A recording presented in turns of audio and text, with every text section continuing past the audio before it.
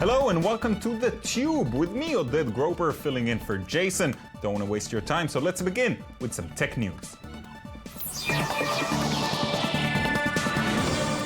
Bad news for Snapchat users. The app that is supposed to provide private and ephemeral messaging, which means messages and photos disappear after being viewed, does not seem so private anymore. More than 100,000 videos and images have been leaked online by hackers who've managed to intercept and collect Snapchat messages, most of them sexual in nature. Snapchat said they are investigating the claims. Good luck with that. And Lenovo unveiled its updated line of yoga tablets last week, one of them created with input from product engineer Ashton Kutcher. Yes, he's a product engineer now. The Yoga Pro 2 is a 13.3-inch Android tablet with a difference. It'll mirror whatever content you have on screen to a projector, so you can have it both as a tablet and a huge TV. That way you can see Kutcher as big as he should be seen. Still, impressive stuff. This weekend, HTC unveiled a 16-megapixel action camera that seems to rival GoPro cameras in the field of quality, mobility, and outdoor endurance. The ReCamera, which surprisingly connects to both Android phones and iPhones, features a handy periscope design looking almost like an asthma inhaler. The ReCamera will cost $200 in the US when it comes out. And Endgame is a new adventure novel by James Frey, but it's also a new augmented reality game, a groundbreaking effort by the author and none other than Google. The book contains an elaborate code that will guide readers towards a key hidden in the real world, and that key opens a case held in a Las Vegas casino. That case contains real gold. To uncover the code, you need to search the web for clues. So what are you waiting for? Go crack that code.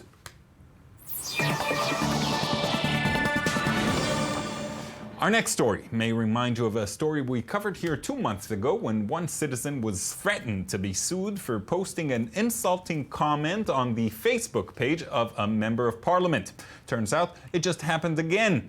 Citizen Dagan Vald found himself angered by a post from parliament member from a coalition party.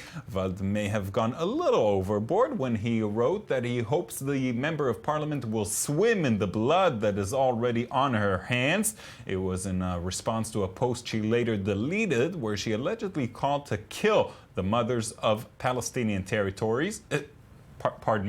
Terrorists, of course. Vald was asked by someone close to the parliament member to remove the post, and so he did. What he did not expect was to learn that the police came to his parents' house and confiscated his equipment, including a laptop. Vald was further ordered to a police investigation, got a restraining order from the parliament member. Because of that restraining order, we cannot name her, but we do have Vald right here in the studio. Hi, thanks for coming in. Of course.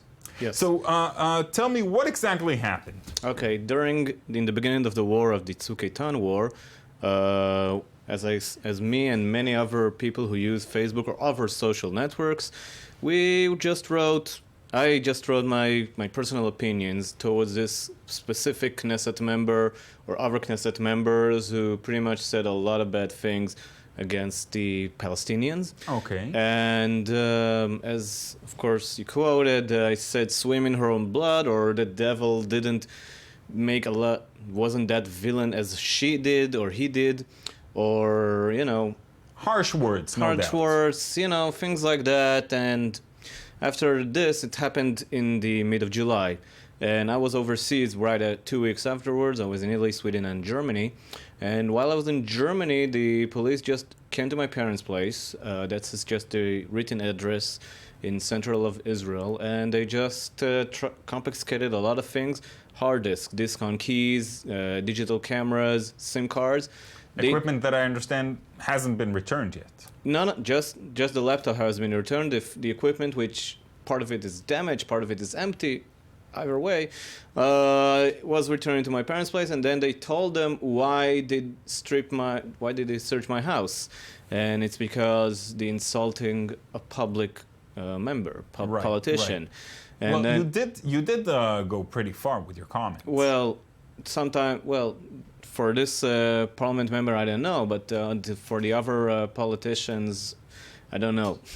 No, But I mean to wish on any Yeah, member of well, parliament, yes. any person for that matter, to Yeah. swim in the blood. I mean, these are pretty graphic details. Yes, that, but blood on their hands. Everybody has blood on her hands. We're in Israel. Everybody has it, especially the coalition members, especially those who say, "Let's kill all this so you're saying that actually your response was just as harsh as the original. Yes, because I think like other, let's say other surfers on Facebook, other Facebook users or Twitter or Instagram and stuff like that, they say much more harder things towards our Knesset members who are not in the coalition, who are in the left party, Right. from Balad, Hadash, Meretz. We Now, told you them know, just go to Gaza and stuff. During the Operation Protective Edge, we've seen Yes.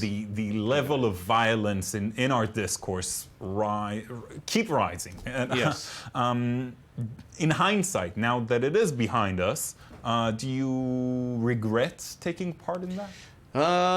It's freedom of speech. I'm a guy who's always fighting for the freedom of speech for everybody, even for the people who are not in my stand. Do I regret? I have regretted. It caused a lot of problems to my parents, first of all, because I don't want the police to enter their homes. It was very inconvenient, especially as I was overseas. And do I regret? I think that from now on I will be much more responsible for what I'm saying. Yeah, but as we've said, this is the second time that something like this has happened recently. Yes. And you're saying you will think twice next time. Yeah, Is that really a threat on our freedom of speech? Yes, because I heard it's not only me who the police enter to their homes and confiscate their computers. I heard several people. I don't know if they're from the right wing or the left wing. The police entered their places and took laptops or the iPhones or their smartphones or whatever to confiscate them and just searching just for let's make it clear. Only this is all about a Facebook post. Yes, because they consider this a threat.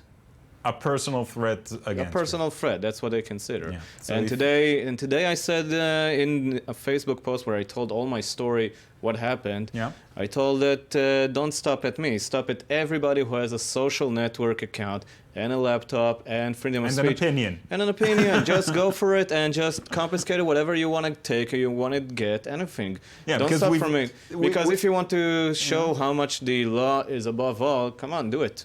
Yeah. So all the Knesset members need to prepare themselves and the parliament members and their assistants and all those people who run their Facebook and their social networks.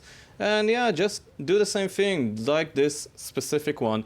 A whole 120 need to do it, especially those who got, the lot of death threats, Yeah. which we know. Now, who did. I have to say, we've seen this sort of language from both sides of the political map, but I'm not sure that I've seen many right-wing activists being arrested, I think, well, not arrested, but questioned for Facebook posts. I guess it's the policy of the police. I guess it's the same policy of the police which You had... think there's a witch hunt here that is think based on that- political opinion? Well, it's the same scenario which happened 3 years ago and 2 years ago during the social protest, and it happened, by the way, that people were in home arrests or just, confiscating stuff. Or once I was arrested with a friend, and he got his iPhone just because he took a photograph of a policeman. His iPhone all of the database was erased by that night. They restarted his iPhone. Really? Wow.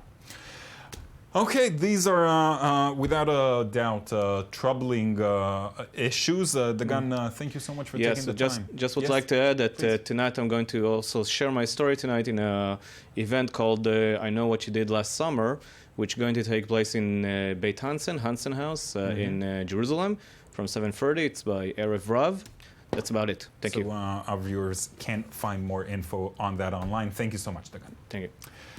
Moving on, you may think you know everything about NSA whistleblower Edward Snowden, but you'll be wrong. The long-awaited documentary on Snowden arrived with a bang at its world premiere in the New York Film Festival on Friday night, receiving a rare festival standing ovation.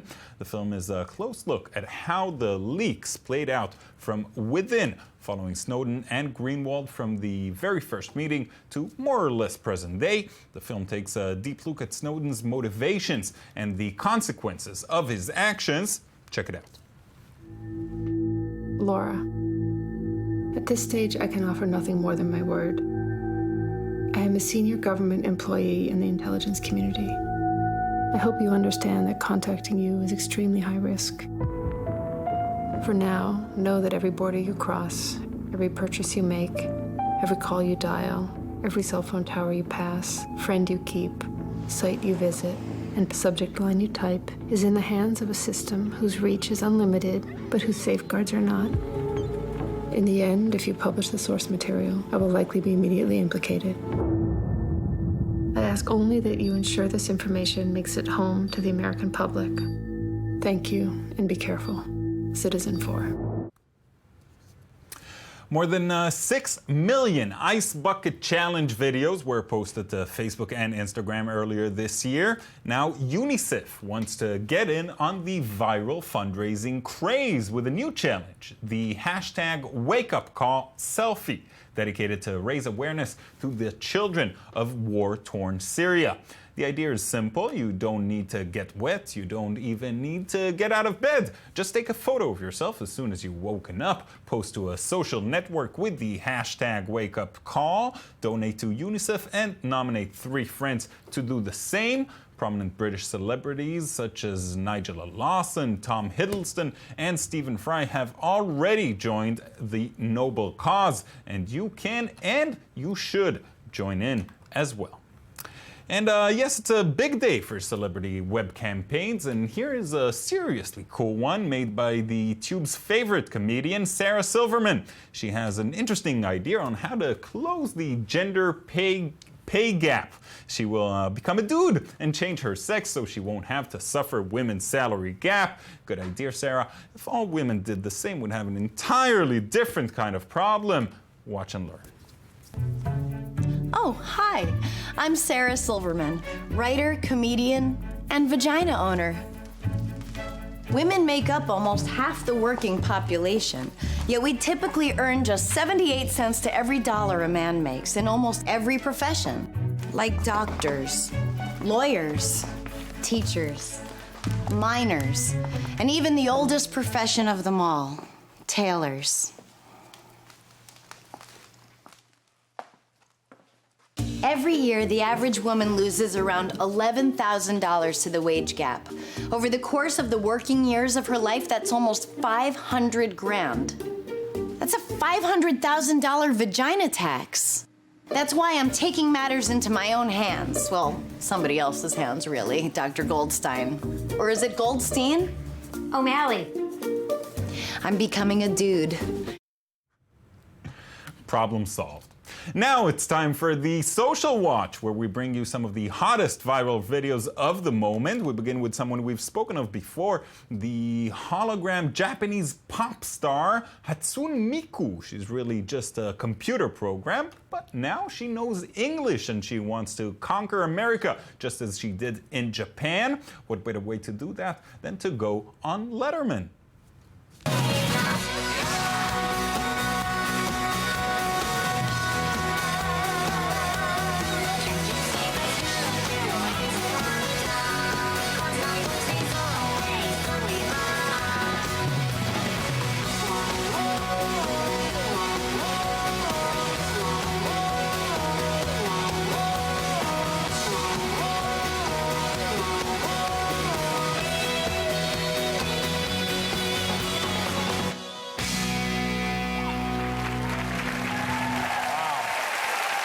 Thank you very much.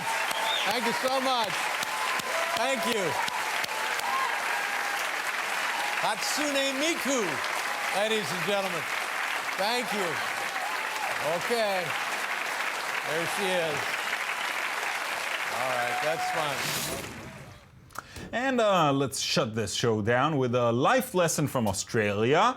People who are sitting in the train looking sad, out. People dancing in the train's aisles, totally in.